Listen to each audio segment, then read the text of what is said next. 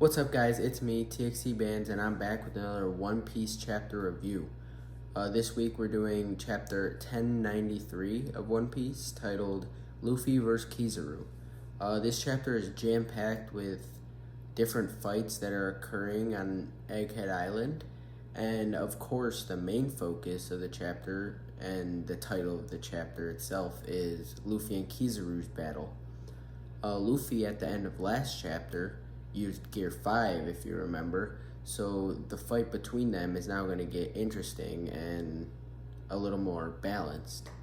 We see other important battles too, such as Zoro and Lucci, and I guess you could count this as a battle, Bonney versus the Marines. But I don't want to give too much about the chapter away before we start, so let's jump right into it. We're going to start, like always, with the cover page. This week's another fan request, and it's Kobe and Helmeppo giving their glasses. So Kobe has like normal goggles, and Helmeppo has like shades, and they're giving their glasses to tarsiers. If you didn't know, tarsiers are like small little monkeys, and they're like one of the smallest mammals, I believe. To begin the actual chapter, we start just where the last one left off, with Giant Gear 5 Luffy grabbing onto Kizaru. First, Luffy is just holding Admiral Kizaru in his hand, but then he starts spinning him around in circles. I'm sure Kizaru isn't too perturbed by spinning around super fast because he's used to moving at super high speeds because of his Devil Fruit. But then Luffy lets go of Kizaru and he gets sent flying way off into the distance. And that's it for that battle for now. It was like a short little one-page snippet of their fight, but don't worry, it'll come back. Back in the lab, the characters there are Vegapunk, Atlas, Pythagoras, Chopper, Nami, Usopp, and Brook. And they're talking about their plan on what to do. And Atlas suggests that using the time that Kizaru is distracted with Luffy to escape to the lower level, the Fabrio phase, to gain an advantage. Since Vegapunk and Atlas are higher up in the command order than the command ship that Kizaru used to control the Pacifistas, they can take control of the Pacifistas and gain an advantage. They essentially need the Pacifistas on their side if they want to be the winner of this war on Egghead.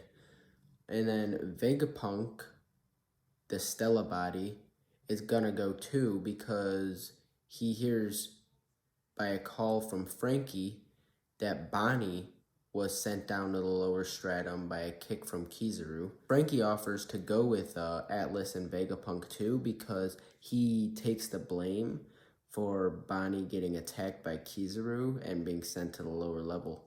And also, when a woman is in danger in One Piece, guess who has to be involved with the rescue? Yep, Sanji is gonna join them too because he hears in on the call. Sanji's in a different room with Jinbei at the time, so also Jinbei is going to go with. So right now, the people who are going to the lower level are Vegapunk, Atlas, Frankie, Sanji, and Jinbei.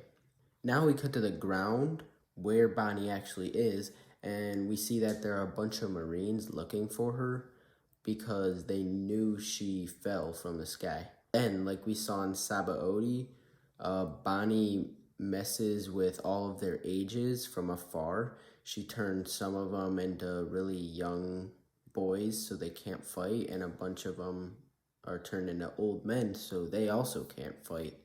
And Bonney is doing all of this from the cover behind like a rock because she doesn't want to get caught. And then next to her, she sees Sentomaru passed out on the ground, and she looks at him both thankful and remorseful for him. So we see a short flashback of what happened like a couple seconds or a couple minutes ago, it's hard to tell, when Sentomaru actually was the one who saved Bonney from falling. It was Sentomaru's last actions before passing out, which shows the good character that Sentomaru has. He is one of the good Marines. But now we return back up to the Labo phase to check in with Zoro and Rob Lucci's fight that we didn't see last chapter.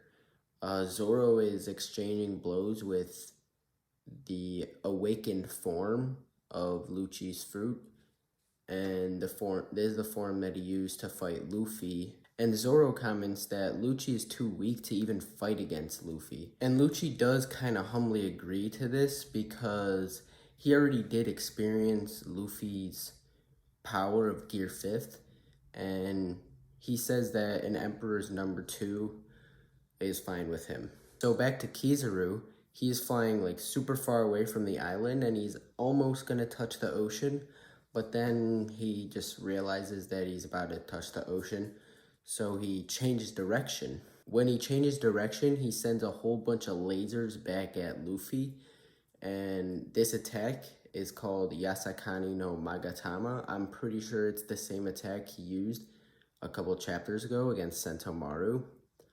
Then he quickly zooms towards the island alongside his lasers, so you can't really tell which one is actually him. And then when the lasers get super close to Luffy, they actually become clones of Kizaru. This attack is shocking to Luffy because Luffy has never seen clones before. And I also question the attack because, like, are these clones sentient or are they just projections of Kizaru? And then all the clones use Ama no Murakumo, which is a cool light sword that we've seen Kizaru use before. And the clones start attacking Luffy with the light sword. And then Luffy does something kind of funny here. He says Gumu Gumu no, as if he's about to say something, like he's about to call out an attack, but then he just runs away. Then the Kizaru clones follow him in like a synchronized way, which kind of discredits the theory that they're sentient, so they must just be like holograms. And Luffy even points out that they're holograms just like the big holograms that he saw fighting when he just got to Egghead. And Luffy kicks through all the clones in one kick, and that's because they're in a convenient line for him. But none of them are the real one. And then we see the real Kizaru down in the lab with Usopp in a chokehold. And Kizaru was gonna kill Vegapunk in the lab, but he's not there anymore, so he questions Usopp, like, where did he go?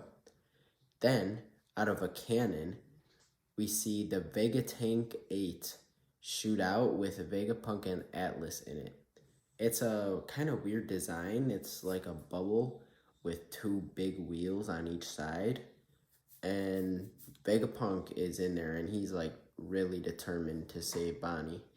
He sees them now from where he's standing with Usopp, and he prepares an attack to shoot at them because he doesn't want them getting down to the Fabrio phase. But as his attack builds up, Luffy jumps in front of Kizaru, and he takes the full force of the light attack, and it just like bounces off of Luffy because I guess that's what happens when he's in Gear 5. And since Kizaru is now again distracted with Luffy, the Vegatank 8 can properly escape, and Frankie and Lilith are gonna come with on the Frankie Shogun. So now Pythagoras, he allows just a little portion of the Frontier Dome to open, and that lets the Vegatank through. And from the sky, Atlas yells out a command to all the Pacifistas, and she commands them all to purge all the Marines. And we actually see that the Pacifistas hear the command and like switch sides. But it can't be that easy because in the last panel, we see St. J. Garcia Saturn. Saturn has the ability to change the Pacifistas' commands again if he wants to.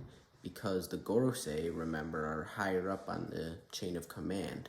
And if he comes out to change their orders, we might even see the big form that Sabo saw, along with how powerful he is.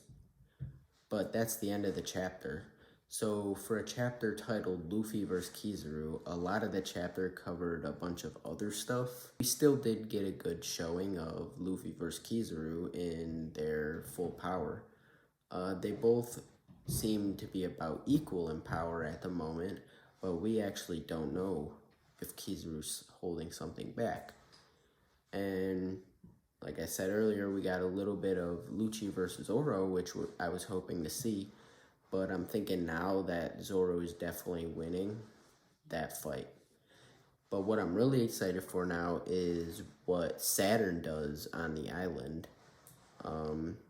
Hopefully he gets involved soon, and we might see him fight against essentially everyone else, everyone who's not Luffy or Zoro.